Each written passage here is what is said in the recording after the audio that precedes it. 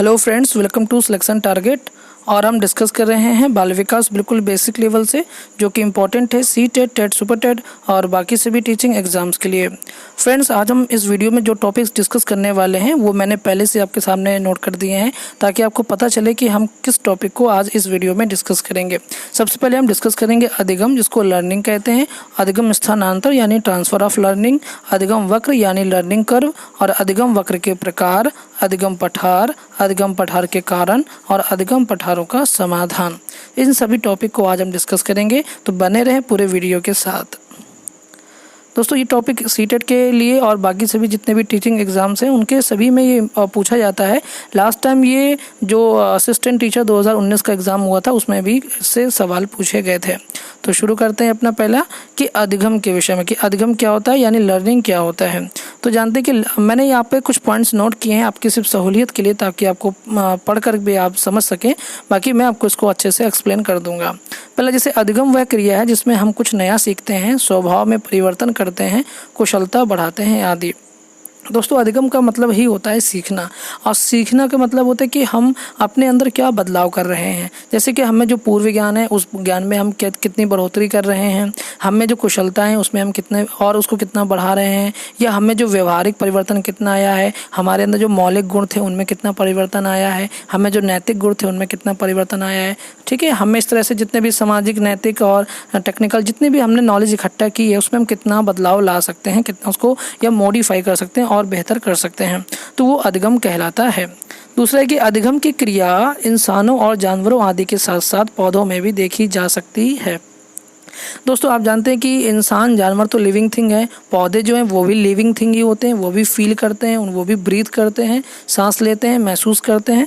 तो इसलिए जिस तरह से इंसान और जानवरों में अधिगम की क्रियाएं होती हैं, यानी ये लोग जिस तरह से अपने परिवेश, अपनी परिस्थितियों आदि से सीखते रहते हैं, उसी प्रकार जो पौधे होते हैं वो भी कुछ न कुछ अपने परिवेश से सीखते रहते हैं, उनमें भी वो बदलाव देखने को मिल जाते हैं।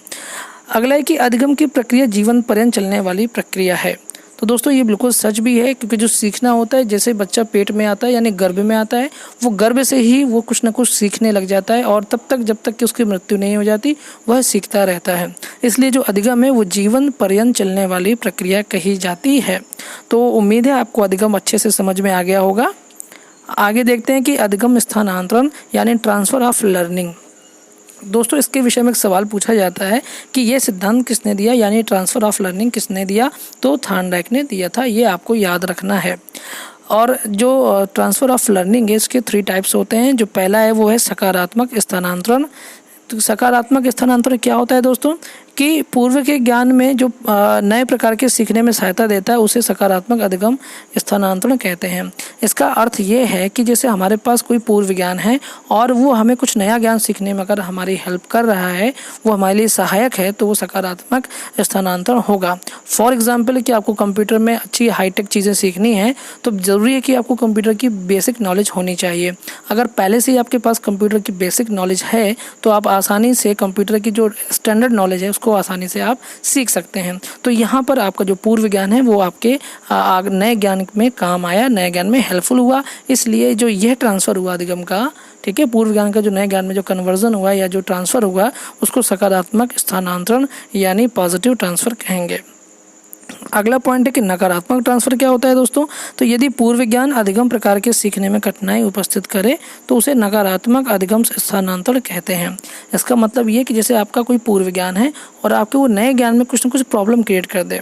फॉर एग्जाम्पल, कि आप हिंदी मीडियम में पढ़ने वाले स्टूडेंट हैं, आप हिंदी मीडियम स्टूडेंट हैं, पढ़ रहे हैं, हिंदी में सब कुछ सीख रहे हैं, और अचानक से आपको इंग्लिश मीडियम स्कूल में आपका एडमिशन करवा दिया जाए, तो कहीं ना कहीं आपका जो पूर्व ज्ञान है यानी जो हिंदी शिक्षण आपका जो हुआ था, अब वो इंग्लिश शिक्षण में जो है वो बाधा बन जाएगी। या अगर आप पहले इंग्लिश मीडियम के स्टूडेंट रहे, बाद में आपको हिंदी मीडियम का बना दिया जाता है, तो आपका जो पूर्व ज्ञान है वो यहाँ पर दिक्कत पैदा करेगा, क्योंकि आपकी जो शब्दावली होगी वो इंग्लिश मीडियम की ज़्यादा होगी, हिंदी मीडियम की कम होगी। तो ये अपोजिट भी हो सकता है। ठीक है, ये मैंने एक एग्जाम्पल के तौर पे आपके सामने रखा। तो यहाँ आपका जो पूर्व ज्ञान है वो नए ज्ञान में क्या है, रुकावट है या कठिनाई का एहसास करा रहा है। तो इसलिए इसको नकारात्मक स्थानांतरण यानी नेगेटिव ट्रांसफ़र कहते हैं। ठीक है। अगला है कि उदासीन स्थानांतरण यानी जीरो ट्रांसफर ऑफ लर्निंग। ठीक, यदि पूर्व ज्ञान का प्रभाव नए ज्ञान के सीखने में ना पड़े तो उसे उदासीन अधिगम स्थानांतरण कहते हैं। तो उदासीन शब्द का ही मतलब होता है कि इसका प्रभाव किसी पर ना पड़े, तो यानी पूर्व ज्ञान का नए ज्ञान में कोई इफेक्ट ना पड़ता हो तो उसे हम उदासीन स्थानांतरण कह सकते हैं। ठीक है, जैसे कि हम मैथ सीख रहे हैं, मैथ के स्टूडेंट, हमने मैथ सीखा तो अब हमने हिंदी अलग से सीखा, तो ये सब्जेक्ट बिल्कुल अलग हो गया, हम अपना अलग से सीख रहे हैं। तो इसका मैथ का हिंदी से कोई लेना देना नहीं है, तो इसलिए इसका जो प्रभाव है यानी जो पूर्व ज्ञान का प्रभाव है वो बिल्कुल भी नए ज्ञान पर प्रभाव नहीं डालेगा। इसलिए जो ये स्थानांतरण होगा अधिगम का वो उदासीन स्थानांतरण कहलाएगा। तो दोस्तों आपको अधिगम स्थानांतरण जो है वो बिल्कुल पॉइंट वाइज एक एक पॉइंट आपको क्लियर हो गए होंगे, आपको समझ में आ गया होगा। फिर भी कोई दिक्कत हुआ करे तो आप कमेंट बॉक्स में पूछ सकते हैं। दोस्तों अब हम डिस्कस करेंगे जो मेन टॉपिक है वह अधिगम वक्र यानी लर्निंग कर्व। दोस्तों इससे हमेशा एग्जाम में कुछ ना कुछ सवाल ज़रूर पूछे जाते हैं, इसलिए बहुत ध्यान से इस वीडियो को देखिए और जो भी चीज़ आपके लिए हेल्पफुल लगे आप उसको नोट डाउन भी कर सकते हैं। तो दोस्तों हम देखेंगे पहला पॉइंट कि जब सीखने की गति को ग्राफ पेपर में एक्स अक्ष या वाई अक्ष में दर्शाया जाता है तो वह सीधे न होकर वक्र के रूप में होती है, इसे ही अधिगम वक्र कहा जाता है। तो ये एक तरह से वक्र की डेफिनेशन है कि मान लीजिए एक ग्राफ होता है, आपने देखा होगा उस ग्राफ में क्या होता है कि इस तरह से लाइनें होती हैं और मान लीजिए यहाँ पे वाई अक्ष है, एक्स अक्ष है और यहाँ पर वाई अक्ष है। तो आप क्या करेंगे, जैसे मान लीजिए अगर वक्र जो है वो इस तरह का है तो इसका मतलब है कि पहले सीखने की गति क्या है, धीमी और बाद में बढ़ रही है। फिर अगर यही वक्र जो है वो अगर इस तरह से हो जाए तो यानी पहले गति धीमी थी, फिर धीमे धीमे तेज हो गई और फिर धीमे होने लगा। और अगर लाइन जो है बिल्कुल सीधी है तो इसका मतलब है कि जो सीखने की गति है वह समान रूप से चल रही है। तो जो इस तरह के कहने का मतलब ये है कि जो इस तरह से वक्र के रूप में जो सीखने की गति को दर्शाया जाता है वही चीज़ अधिगम वक्र कहलाती है। यही लाइनें जो हैं ये अधिगम वक्र कहलाते हैं। अगला पॉइंट है कि सीखने की गति कभी भी एक समान नहीं होती है, गति कभी तीव्र, कभी धीमी और कभी बिल्कुल रुक जाती है।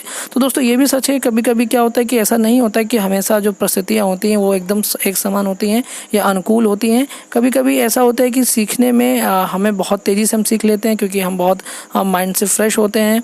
इसके बाद कभी कभी हमें सीखने में बहुत प्रॉब्लम होती है, ठीक है। तो उसके पीछे कई सारे रीज़न हो सकते हैं कि टॉपिक बहुत कॉम्प्लिकेटेड है, कठिन है, या हमारे कुछ मन नहीं है, या हमें उत्साह नहीं है, हमारे इंटरेस्ट नहीं है ना। अगला पॉइंट है कि यह वक्र सीखने की उन्नति या अवनति को दर्शाता है। तो ये वक्र के हिसाब से होता है, अगर वक्र नीचे को जा रहा है तो इसका मतलब है कि अवनति यानी कमी हो रही है, और अगर वक्र ऊपर को जा रहा है यानी उन्नति हो रही है। ठीक है, तो मैंने अभी आपको बना के दिखाया भी था कि किस तरह से वक्र काम करता है। तो इस तरह से आप एक्स अक्ष वाई अक्ष होते हैं और वक्र जो है वो ऐसे भी हो सकते हैं, ऐसे भी हो सकते हैं और ये सीधे भी हो सकते हैं। तो इस तरह से वक्र हो सकते हैं, इसमें आपको समझ में आ गया होगा। दोस्तों गेट्स की जो डेफिनेशन है ये कई बार पूछी गई है, इसलिए मैंने यहाँ पर आपके सामने यहाँ लिखा है कि सीखने के वक्र अभ्यास द्वारा सीखने की मात्रा, गति और प्रगति की सीमा को ग्राफ पर प्रदर्शित करते हैं। तो यानी गेट्स का कहने का मतलब यही है कि जो सीखने का जो वक्र होता है वो अभ्यास के द्वारा जो भी हम सीखने में परिवर्तन करते हैं उसको ग्राफ में प्रदर्शित करता है।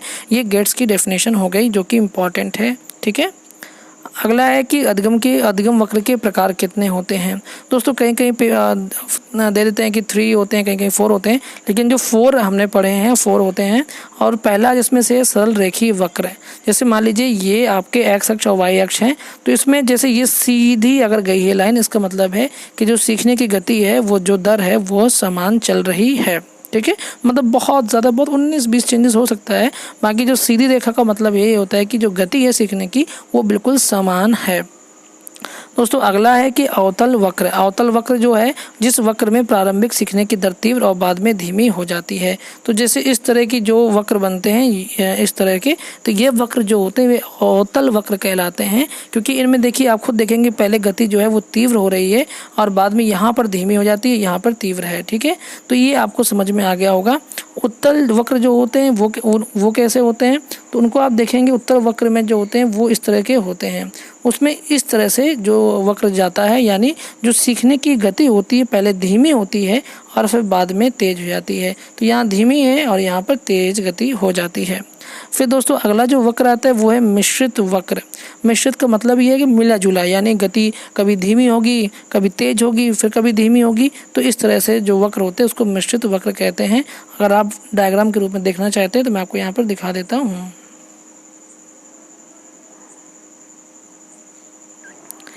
ये आप देख सकते हैं कि इस तरह से, जैसे मान लीजिए ये उठा फिर नीचे गया फिर ये उठा, इस तरह के जो वक्र होते हैं ये मिश्रित वक्र कहलाते हैं। क्योंकि इसमें देखिए पहले जो गति है वो तेज़ है, फिर यहाँ पर देखिए तेज़ है, यहाँ धीमी हो गई, फिर यहाँ तेज हो गई, फिर यहाँ धीमी हो गई। इस तरह से जो इस तरह का वक्र होता है वो मिश्रित वक्र कहलाता है।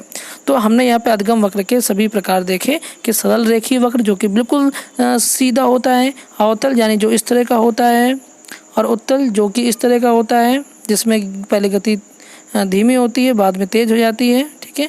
और मिश्रित वक्र जो होता है वो कैसा होता है, जो कि अभी मैंने आपको बताया कि इस तरह का जो वक्र होता है वो मिश्रित वक्र कहलाता है। तो इस तरह से हमने अधगम वक्र के प्रकार भी यहाँ पर समझ लिए। दूसरा है दोस्तों अधगम वक्र, अधगम पठार। दोस्तों इस पीछे वीडियो में जो मैंने मिश्रित वक्र की बात की तो उसमें यह भी पूछ लेता है कभी कभी एग्जाम में कि मिश्रित वक्र का आकार कैसा होता है। तो मिश्रित वक्र का आकार एस टाइप होता है, ये आप याद रखिएगा, एग्जाम में पूछा जा सकता है, कई बार पूछा भी गया है। चलिए अब हम डिस्कस करते हैं अधगम पठार। पहली बात जान लीजिए कि अधगम मतलब आपको मैंने बता ही दिया सीखना, और पठार का अर्थ होता है कि जब सीखने की जो गति है वो बिल्कुल बंद हो जाती है, यानी सीखना जब बंद हो जाता है तो उसी को पठार की स्थिति कहते हैं। तो पॉइंट वाइज भी समझते हैं कि सीखने की प्रक्रिया में पठार वह स्थिति है जब सीखने की गति रुक जाती है या उसमें कोई प्रगति नहीं होती है।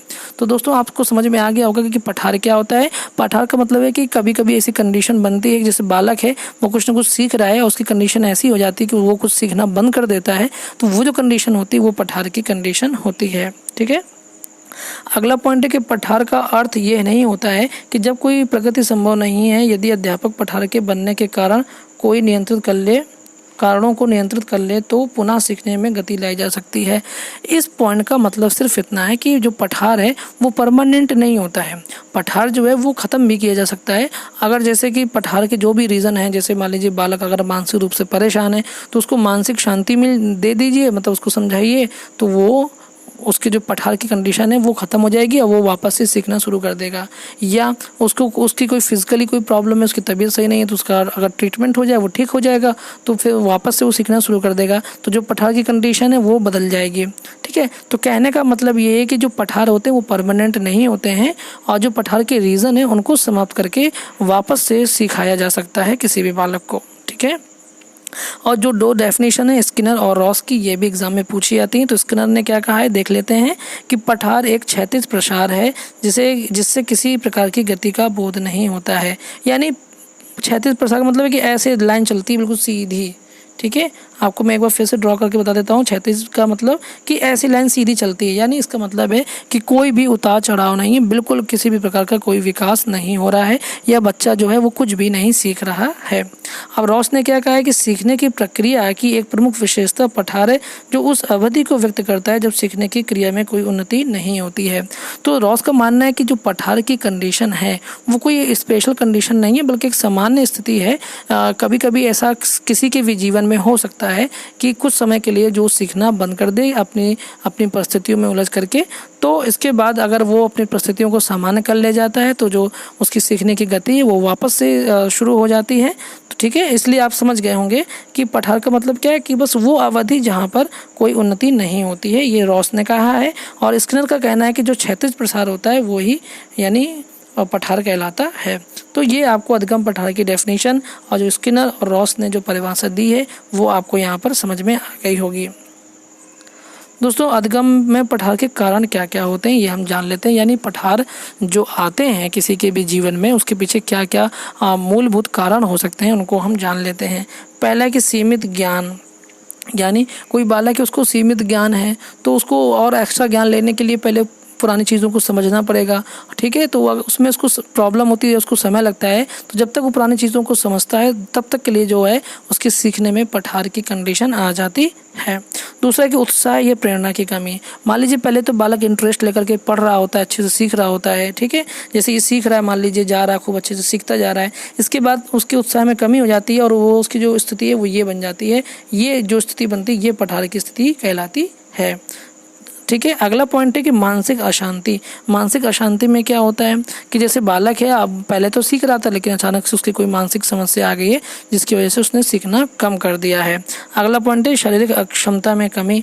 जैसे मान लीजिए कोई शारीरिक, पहले तो बच्चा खूब हट्टा कट्टा था, अचानक से वो बीमार हो जाता है जिसकी वजह से उसकी शारीरिक क्षमता में कमी आती है और उसका जो सीखने की जो गति है वो जो है वो रुक जाती है कुछ समय के लिए।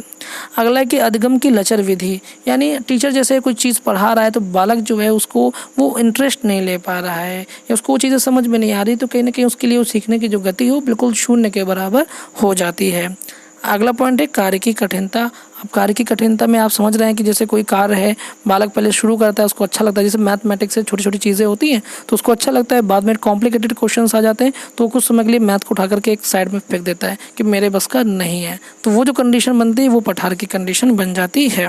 अगला है उद्देश्यहीनता। उद्देश्यहीनता मतलब है कि अगर आपकी लाइफ में कोई टारगेट नहीं है, कोई गोल नहीं है, ठीक है, कोई उद्देश्य नहीं है, तो कहीं ना कहीं एक सीमा के बाद, सीखने की एक सीमा के बाद, एक लिमिट के बाद आप सीखना बंद कर देंगे या इतना कम कर देंगे कि वो कहीं ना कहीं वो पठार की स्थिति मानी जाएगी। तो दोस्तों ये अधिगम में जो पठार के कारण होते हैं, ये वो सारे कारण हमने यहाँ पर डिस्कस किए हैं।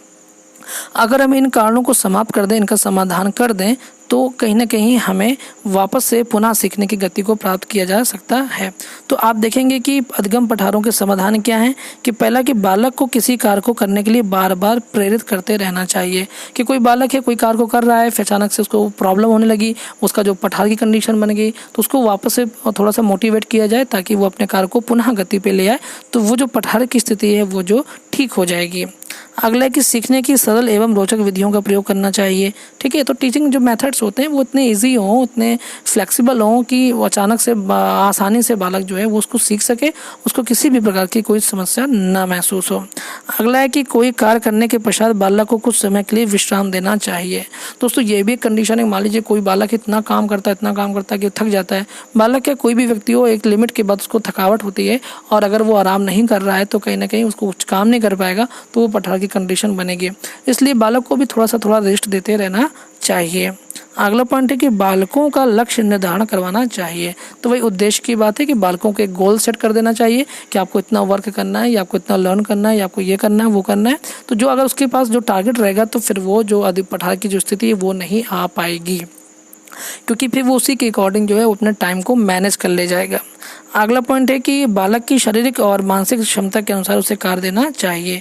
तो जैसे कोई बालक है, कमज़ोर है, तो उसको पहले छोटी छोटी चीज़ें सिखानी चाहिए और बाद में स्टैंडर्ड लेवल की तरफ बढ़ना चाहिए। तो इससे क्या होता है कि बालक को किसी काम में उत्साह बना रहता है, रुचि बनी रहती है और वो पठार की स्थिति को नहीं प्राप्त करता है, बल्कि एक समान रूप से धीरे धीरे उसकी गति जो सीखने की है वो बढ़ती रहती है। तो इस तरह से जितने भी सारे इम्पोर्टेंट टॉपिक थे, अधिगम और अधिगम वक्र, वक्र के प्रकार, पठार, पठार के समाधान, पठार के कारण, वो सब हमने यहाँ पर डिस्कस किया है। दोस्तों अगर वीडियो आपको पसंद आए तो चैनल को सब्सक्राइब ज़रूर करें और वीडियो में कमेंट करें, लाइक करें, शेयर करें अगर आपको ये वीडियो बिल्कुल हेल्पफुल लगती है तो। ठीक है दोस्तों, अगले